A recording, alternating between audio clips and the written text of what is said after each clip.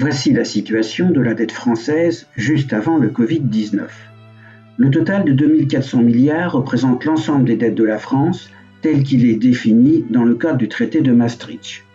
Ce total comprend d'une part la dette de l'État, 1848 milliards, pour son fonctionnement et ses divers investissements, ainsi que le mécanisme de redistribution.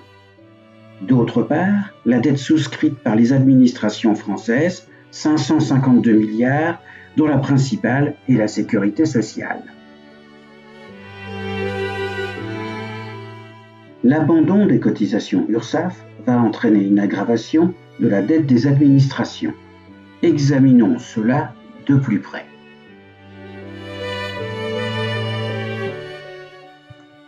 Le circuit URSSAF fonctionne ainsi. Les entreprises cotisent chaque mois en versant une part de leur chiffre d'affaires aux URSSAF régionales. Les commerçants, artisans et professions libérales cotisent aussi dans les mêmes conditions auprès des mêmes URSSAF. Les URSSAF régionales remontent ces cotisations vers la sécurité sociale via l'ACOSS et la sécurité sociale est chargée de redistribuer ces fonds aux ménages. Ces derniers perçoivent en fonction de leur situation des allocations et sont pris en charge dans le cadre de leurs soins de santé. Le système, très développé en France, entretient une solidarité nationale envers les plus modestes, solidarité auquel les Français sont très attachés.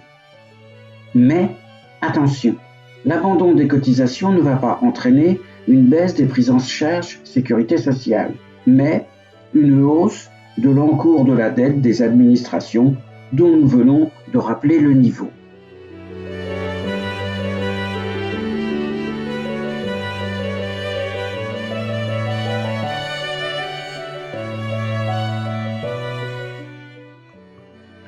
Donc les dettes de la sécurité sociale vont augmenter.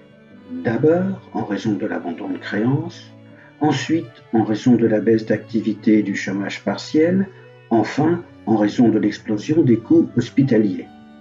Pour autant, il n'est pas envisageable de faire autrement, c'est-à-dire soit de faire payer directement les agents économiques, soit de ne pas traiter la crise sanitaire. Ajoutons que le coût de cette dette a vocation à s'étaler dans le temps, et une reprise économique forte pourrait en abaisser la valeur absolue actuelle.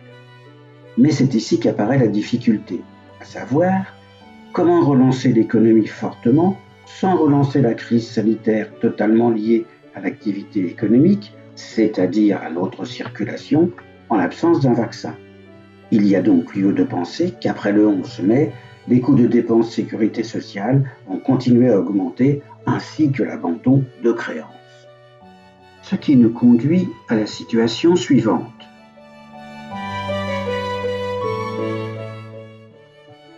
Les dettes globales de l'État devraient augmenter d'environ 200 milliards si tout se passe bien, autrement dit, si le déconfinement est réussi.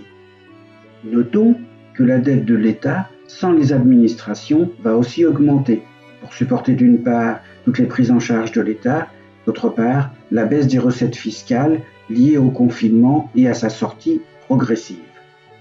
Il reste une question de fond. Avec 2600 milliards de dettes, l'État est-il dans une impasse ?